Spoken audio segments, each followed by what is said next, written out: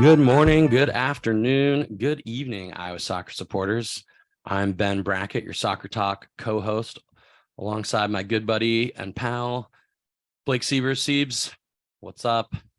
I'm jacked, man. It's good. The weather's turned. It adds season. Yeah, I know. We're in the thick of it now. What do we do this week? Kind of a last minute, late second determination of a double game of the week. One we went to last night on Thursday. Yeah, we couldn't resist, could we? No. Tasty crosstown rival. Big rivalry. Yeah. Girls. Yep. Grub Stadium. North High Polar Bears hosting the Lincoln Rails. Yeah, so it was at the Grub Stadium, which I know is a big topic of conversation, right, with the new DMPS soccer stadium going down at Drake. But it was fun. We haven't been there since last year. We went to see Lisa's girls play Des Moines Christian, but a little warmer this year and definitely a more competitive game. Yeah, it was awesome. It was great. So we've also got the Titan tactician in the studio today, Matt Sahag. Matt, how are you? I'm good. Are these working today? Yes. I've got to complain about last night because I went back and I watched the Instagram reels and I couldn't hear the weatherman. And I struggled to hear some of the interviews. So I'm hoping that maybe our tech guys, whoever those are, to my left or my right, fix that. It's a singular. It's so that you're left, which is a good YouTube plug. If you want to know what we're talking about, subscribe to the YouTube page. We're live in the studio here. And to our audio video guys to your left. Yeah, we'll sharpen up the audio. Well, maybe not the visual, but we definitely cleared up the audio. So thanks guys for pointing that out. Hopefully everybody's enjoying that. Let's talk a little bit about the game because it was a fun one. So the Lincoln Rail Splitters under new head coach Tiger Neaters. Tiger, good friend of the pod, good friend of Kick It Forward. He was formerly the boys assistant at Roosevelt, but grew up here in Des Moines, went to Des Moines Public Schools and played at Roosevelt and coaches at Des Moines Soccer Club. And so was excited to see how his sort of short tenure so far has affected that squad. And then we always love supporting the North Polar Bears. Lisa Grief squad there, looking strong. I helped them out a little bit in the preseason. And it was one of those teams where like super young, but like great attitude. And so it was fun to watch them play. Yeah, I mean, do you want to get right to it? Let's do it. So first 6 minutes, North was good. They were all over Lincoln, and like one quick counterattack from Lincoln. I think it was I don't want to steal Titan tactician's notes here, but number 21 for Lincoln. Savatio Rodriguez. Sorry, I butchered that first name. Played, I think she was the one that had a great little assist in behind to number 19, Emma Casey, who calm, cool, collected, finished, and it was a great little goal, I thought, by Lincoln, totally against the run of play, but all that they needed at the end. Go ahead, Titan. I actually wasn't there for the goal, so I can't disagree with you, Blake. But I got there, I think, just after the goal, and I was actually very, very surprised to hear that it was 1-0 Lincoln, because for the rest of the game, in my opinion, I thought North dominated play. Yeah, they I know in the especially there at the end of the first half, they had a handful of chances where they're getting in behind.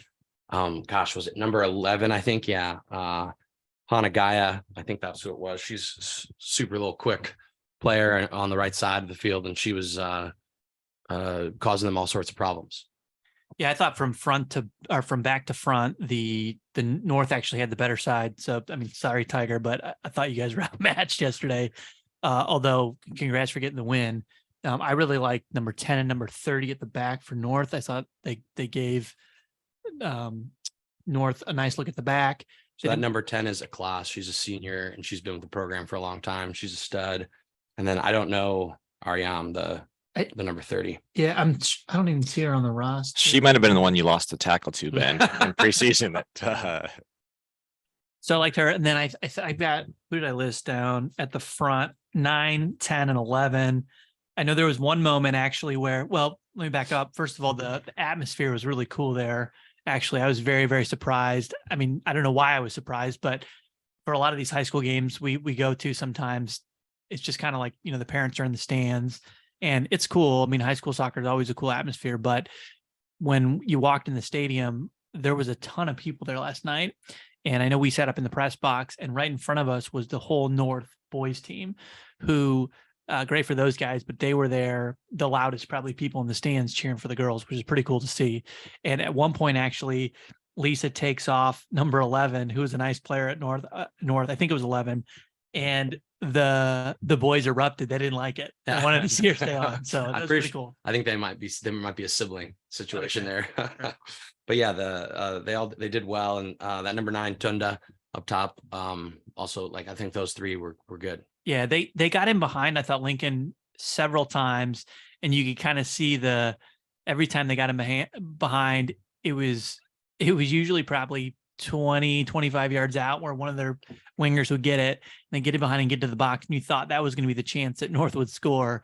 And then it would just go wide, or the Lincoln players would recover and tackle the ball. Gosh, and there's a Lincoln player that was really like doing a lot of recovery runs and breaking up a lot of plays there. Yeah, I mean, like, I'm trying to, like, 3 or 4 goal saving tackles that North was clearly in, and I don't remember. I couldn't see exactly who it was. You write that down in your notes? I didn't.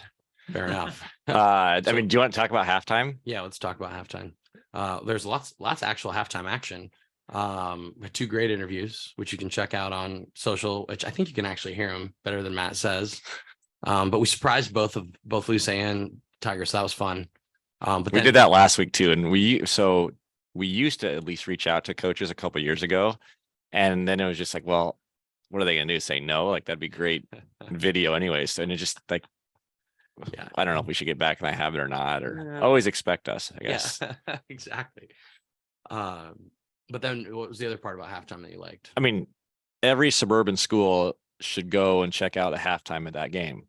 They allowed kids on the field to play. I mean, there was 30 kids playing. They had 7 soccer balls. They were passing, playing keep away, shooting on goal, and like, it was awesome. And you don't get to see that anywhere else for whatever reason. I don't know, but I know we were talking as well, and you just mentioned the field there at Grubb. I thought that it looked as good as it's looked in the amount of years that I've been involved over there. And so, I mean, it's still a little bit of a rough field, but it's looking pretty good for what they've worked with in the past, for sure.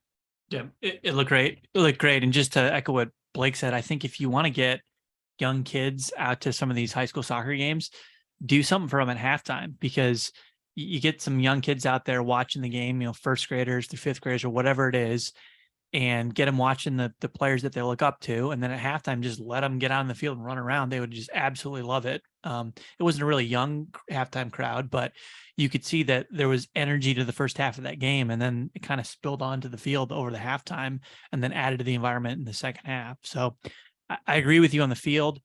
I do want to give DMPS just a little feedback real quick.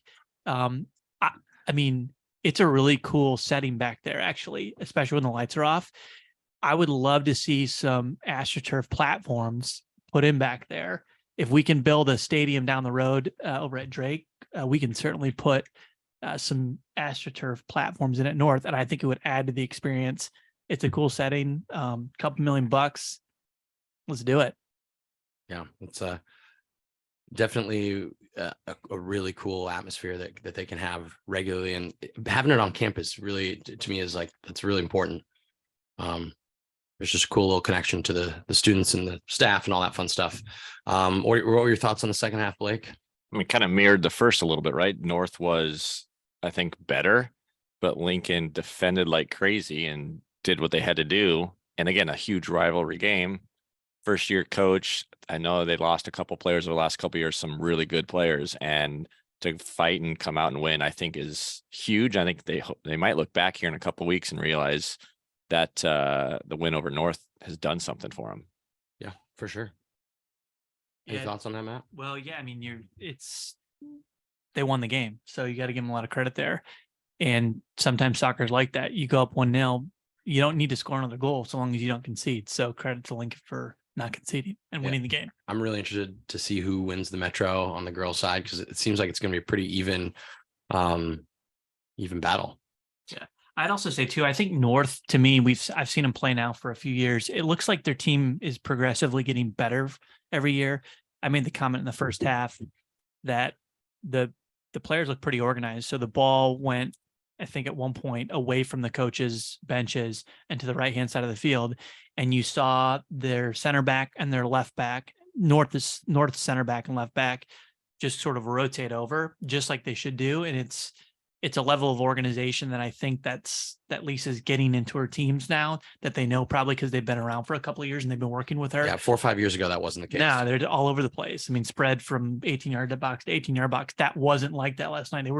They're both two organized groups, I thought, which is why it was 1-0 and not 8-4 or something like that. Yeah. So credit to both coaches for sure. Congrats, Tiger. First win at Lincoln.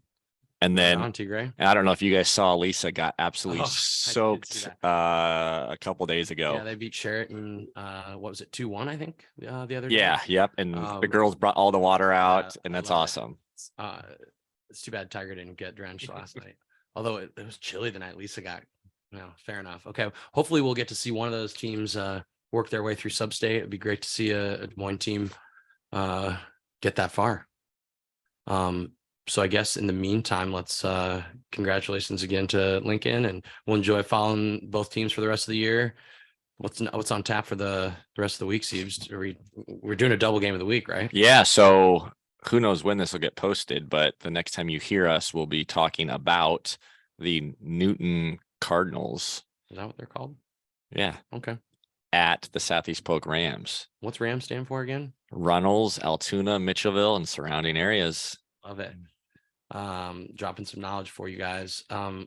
So enjoy the beautiful weather that we finally got. And we'll be back.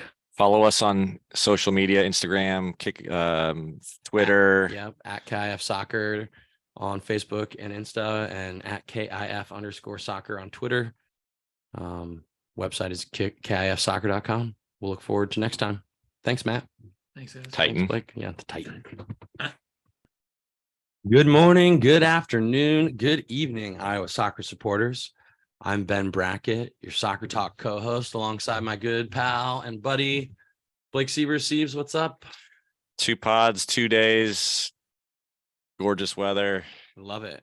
And again, we're graced with the presence of the Admiral of Analysis, the Titan tactician, Matt Sahag. Good morning. We were almost going to have another guest, but he scored a hat Charlie trick. bailed on us. He did. He scored a hat trick, and he thought he was the big time. So big timed us. Well, I talked to my brother, and he did verify it was a hat trick. So, although he did claim an assist as well. So yeah, back to it again. We got to go out to your neck of the woods, didn't we, Blake? Unfortunately, yeah. So why don't you tell us about the game? Well, so we went to Newton, and they traveled just up 163 there, kind of maybe ish. Maybe just down I-80. Yeah, one of the two. To South East Polk on the boys' side. So Newton, we've been talking for a couple years now. We've tried, they've been doing a bunch of stuff to support and help us out, and we finally were able to hopefully return a little bit of the favor to Mr. Jensen and his boys. They've always entered our the futsal preseason tournament. And did you mention who they were playing? Southeast Polk. Okay, good. Yeah, so Southeast Polk's actually entered the thing too a little bit. And Newton coming off, I think, maybe their first state high school appearance, state tournament last year. So Yep. It was good to get out and see those boys, both groups. And Newton definitely didn't disappoint us. They treated us to a little show, didn't they? Yeah, I mean, 3 goals in the first span of 5 minutes. Yeah, first 15, and really just put the game out of, I think rightfully so. Everybody can agree, right out of reach. Pretty quickly. Titan tactician. I mean, do you have any? Yeah, we'll definitely put the game out of reach. I sort of like Thursday night missed all the action in terms of the goals. So I got there, I think 20 minutes into the first half, and it was already 3-0. But I was, I just watched for a couple of minutes before I even looked at the score, and I looked up and I was like, oh, that's weird. It's 3-0. Because when I got there, Southeast Polk actually had the run of play. And in the last 20 minutes, they actually were on Newton's end of the half in terms of, and Southeast Polk's attacking half more often than Newton was. And they hit the post twice. And so they didn't score, but I mean, it could have been 3-2 at halftime, but 3-0 or no, actually, was it 4-0 halftime? It ended up being up to 4. Outreach. Yeah. And it was, South East Polk being one of the larger schools in the state, 4A school taking on Newton, which is a larger 3A school, but still, a little bit of a difference, and maybe a little bit for them, rivalry. It seemed like, a little bit of fast forward, but by the end of the game, like they were pretty excited that they were walking off the field victorious. Yeah, I mean, we talked a little bit about it with earlier this year, I think on one of the pods about the divisions, right? So 3A school beating a 4A school is something Newton should be proud of, I think, and get 4 points as well for the rankings. And I don't know, at some point, being now that I'm a Southeast Polk resident and parent, I'm sorry, Zach, but Southeast Polk should not be losing to 3A schools. But that's just kind of been boys soccer over the last 20 plus years, I think, too. Well, unfortunately. Fair enough. Why don't we talk about the actual what it looked like for a few minutes? It seemed to me like, especially in the first half, to Matt's point, Southeast Polk was controlling the game as far as, they had more of the ball. They seemed to be getting more of the chances. And Newton's build up and attack at that point was pretty short and sweet, if you will. But their chances were coming off of turnovers, quick counterattacks, and then off set pieces, corner kicks, and then they had the long throw as well. Yeah. It just goes to show that it can look really nice. You can pass it around and you can be entirely ineffective. And on the other opposite side of the coin, you can just be really direct and really intentional about what you do and try and score goals. And that's what Newton did. And they've got a couple of one player specifically that was the guy. I mean, if you watched that game and you didn't come away with, I think, who the best player was, and we don't all agree, then I don't know if you were watching that game, because number 4 for Newton was head and shoulders above everyone else. Everything went around him, and he was the player of the game. And everything that he got, he stopped everything on defense. And then when he got it, it was all direct. And so as I watched the game unfold, I was like, oh, well, this makes a lot of sense. I can see how it's 4-0. Well, I think Nate Lampy. Yep. Nate Lampy Jr. That's what it says on mine. Like, no, he is a junior in high school. Well, that's like, they so messed it up. No, I know.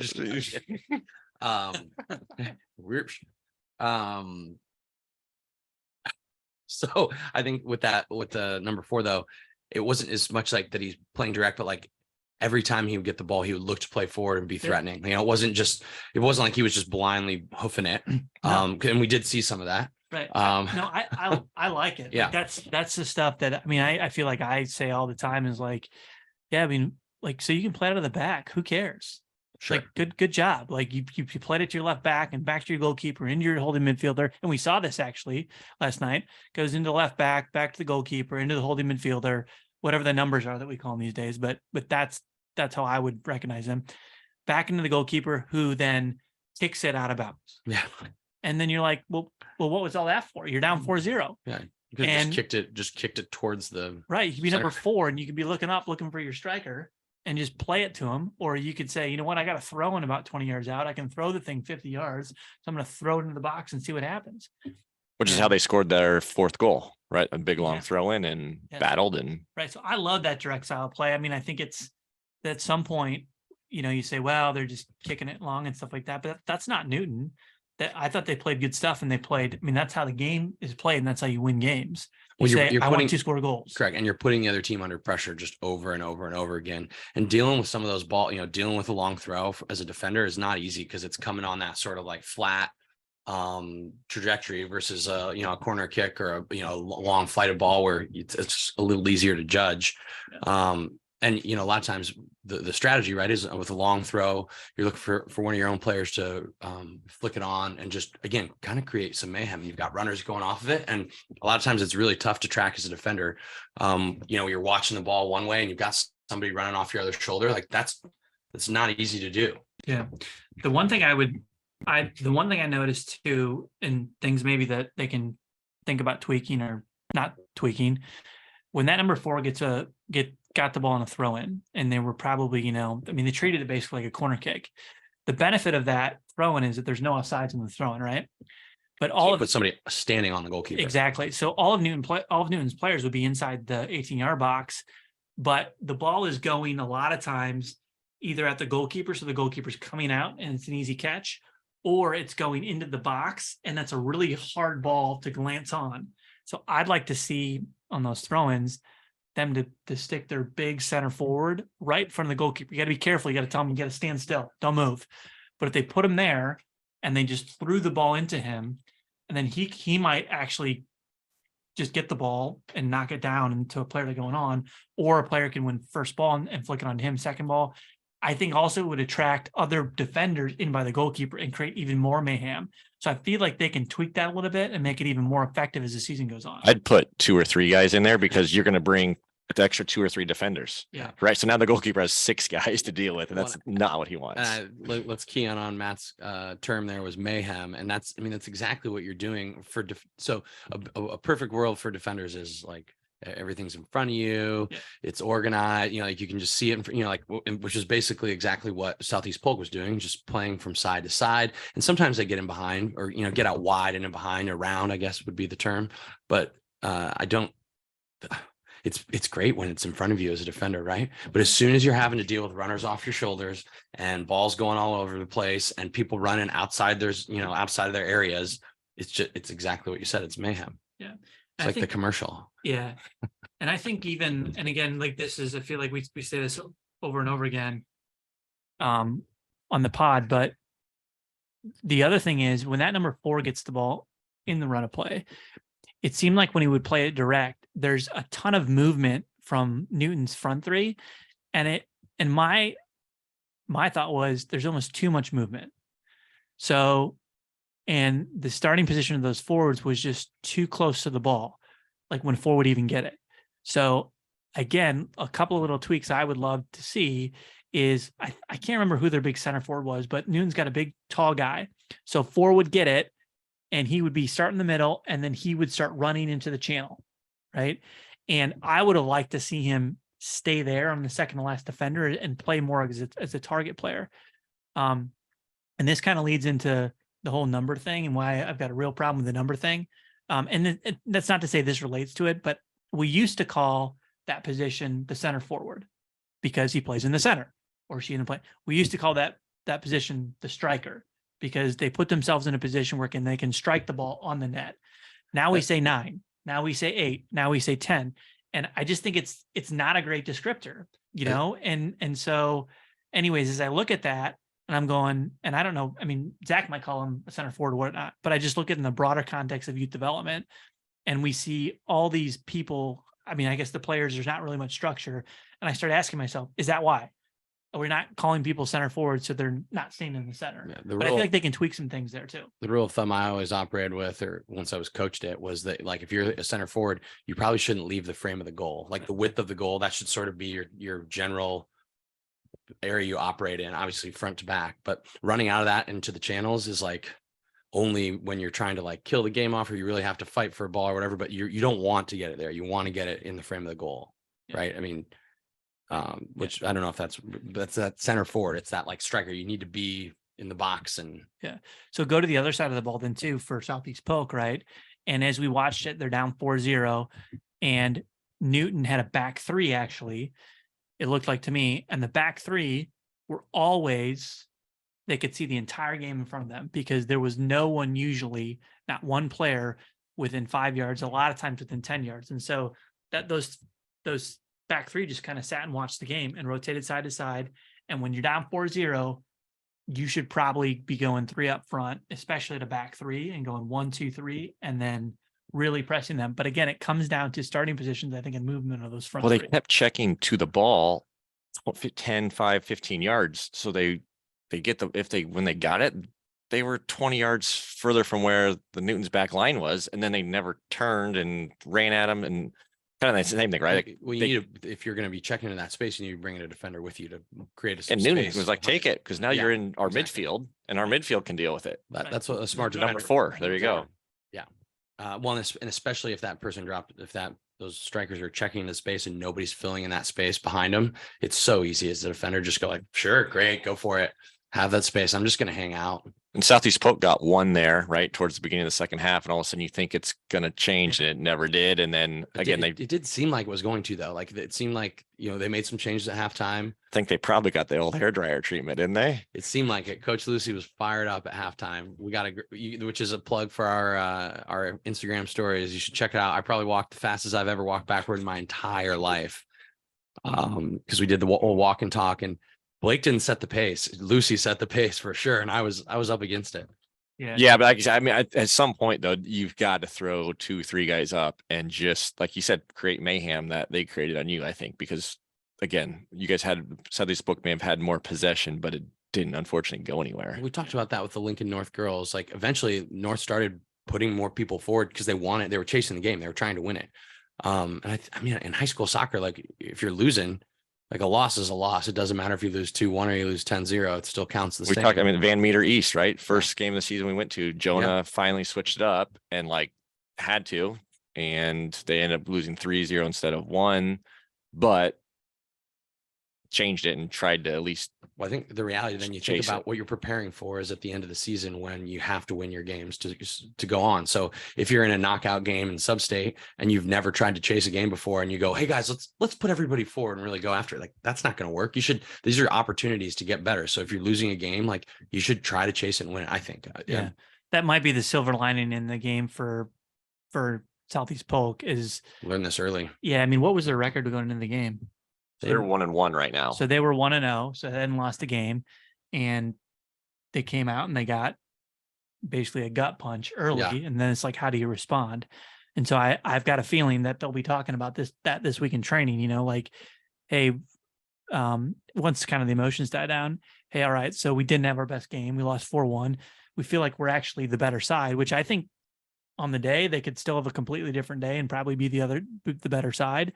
But then how do you learn from that? Yeah. And when it counts? Well, we've talked about this in different formats before, but if you were to just like cut out all the goals and just watch the film from the game, you wouldn't go like, wow, Southeast Polk they're definitely going to lose this game by 3 goals.